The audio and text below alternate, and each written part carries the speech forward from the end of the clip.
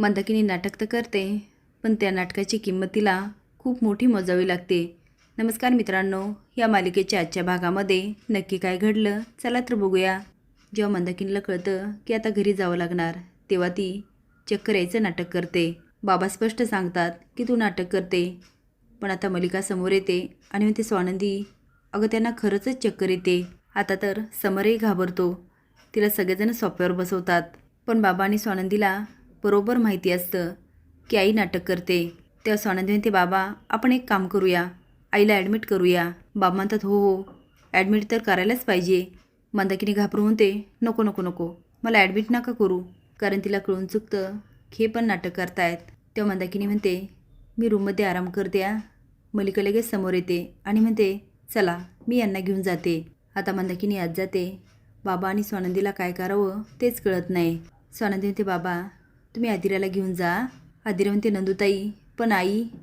ती म्हणते, अगं मी तिला पाठवते घरी.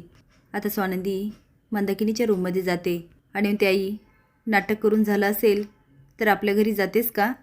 ती म्हणते, स्वानंदी हे तुला नाटक वाटतं? अगं तुला तर आईची जराही कीव येत नाही. स्वानंदी म्हणते, आई तुला पण माहिती आहे आणि मला पण माहिती आहे तू नाटक करतेस, आणि आता माझा पण निर्णय झाला, माझ्या घरी तू नाही राहायचंस. तू जर आज घरी गेली नाही तर मी तुला धक्के मारून घराबाहेर काढेल. मंदाकिनी म्हणते, काय तू तुझ्या आईला धक्के मारून घराबाहेर काढशील? अगं तू मुलगी आहेस की वैरीण? स्वानंदी म्हणते, तुला जे समजायचं ना ते समज. मी तुला थोडा वेळ देते, आता बॅग घ्यायची आणि चालायला लागायचं.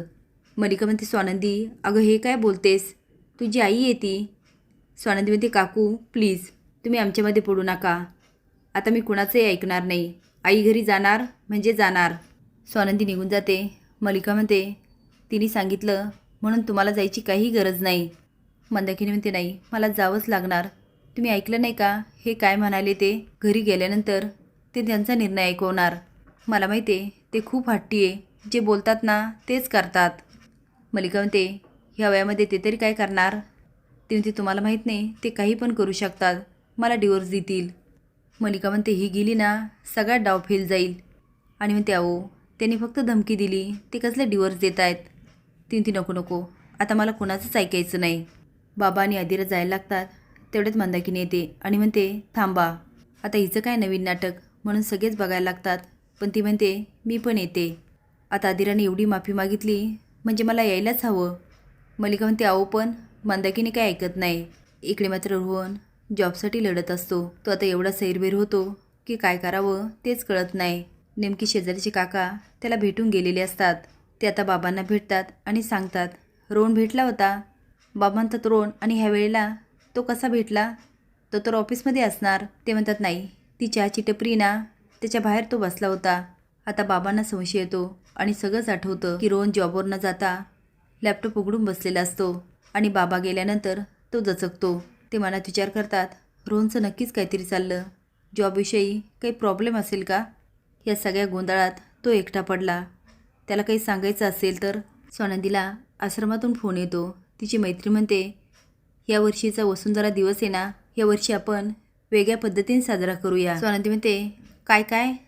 ती सगळ्यांनी महाराष्ट्राचा पारंपरिक पोशाख करून यायचा आणि मग वृक्षारोपण करायचं, पण तुम्ही जोडीने यायचं बरं का. स्वानंदी हसून म्हणते, प्रयत्न करते. ती आता समरलाही बोलून दाखवते. समर म्हणतो, छे असला पोशाख नाही न्या, कसा दिसेल मी? स्वानंदी नऊवारी साडी नेसते आणि खाली येते. तिला समर आणि आजी बघतच राहतात. आरपी ताळूच म्हणते, मॉम ही कुठे निघाली? मलिका नाटक करत म्हणते, स्वानंदी छान दिसतेस हा. काय ग, कुठल्या कार्यक्रमाला चालली का?